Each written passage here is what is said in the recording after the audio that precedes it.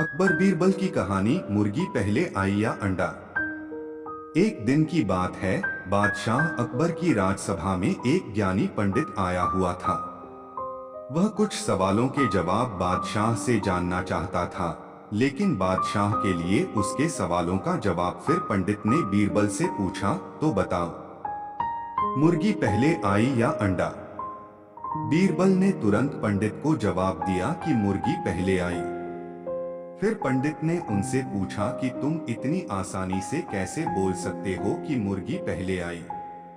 इस पर बीरबल ने पंडित से कहा कि यह आपका दूसरा सवाल है और मुझे आपके एक सवाल का ही जवाब देना था।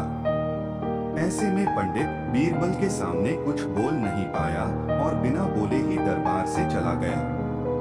बीरबल की चतुराई और अक्लमंदी को देखकर अकबर हमेशा की तरह ही इस बार भी बहुत खुश हुए।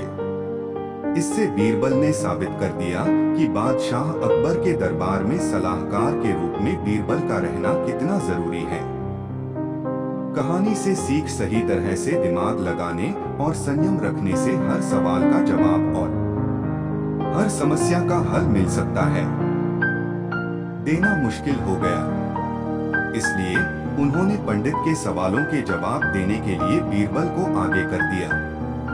बीरबल की चतुराई से सभी वाकिफ थे और सभी को उम्मीद थी कि बीरबल पंडित के हर सवाल का जवाब आसानी से दे सकते हैं। पंडित ने बीरबल से कहा, मैं तुम्हें दो विकल्प देता हूँ। एक, या तो तुम मुझे मेरे 100 आसान से सवाल के जवाब दो या फिर मेरे एक मुश्किल सवाल का जवाब दो। बीरबल ने सोच विचार करने के बाद कहा कि मैं आपके एक मुश्किल सवाल का जवाब देना चाहता हूँ। एक बार अकबर बाजार में भ्रमण पर निकले थे। वहां उन्होंने एक तोता देखा जो बहुत ही प्यारा था। उसके मालिक ने उसे बहुत अच्छी बातें सिखाई थीं। अकबर यही देख उन्होंने यह भी कहा, यह तोता किसी भी हालत में मरना तो बिल्कुल भी नहीं चाहिए।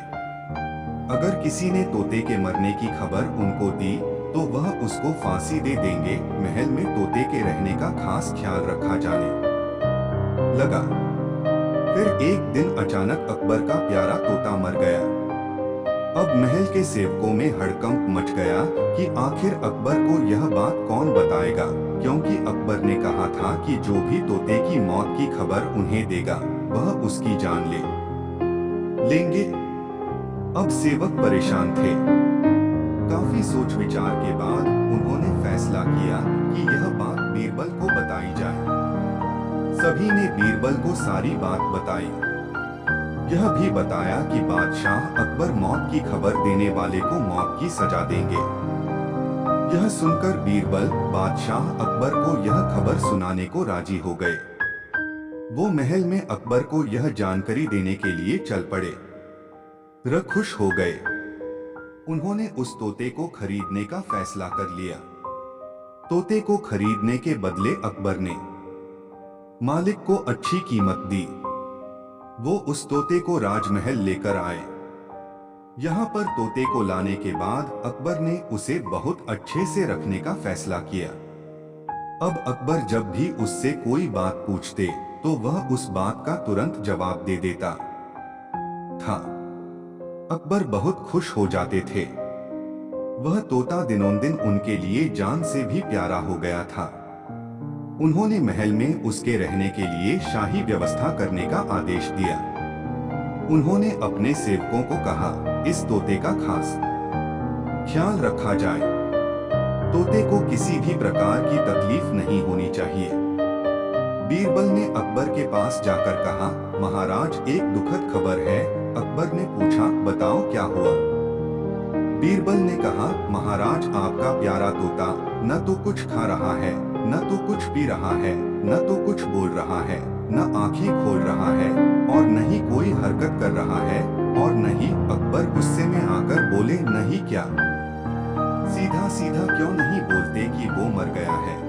बीरबल ने कहा, हाँ महाराज, लेकिन ये बात मैंने नहीं आपने कही है, इसलिए मेरी जान बख्श दीजिए। अकबर भी कुछ न बोल सके।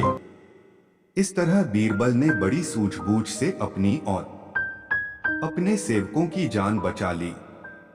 कहानी से सीख, मुश्किल समय में घबराना नहीं चाहिए, बल्कि समझदारी से काम लेना चाहिए। दिमाग का इस्तेमाल करके किसी भी समस्या का हल निकाला जा सकता है।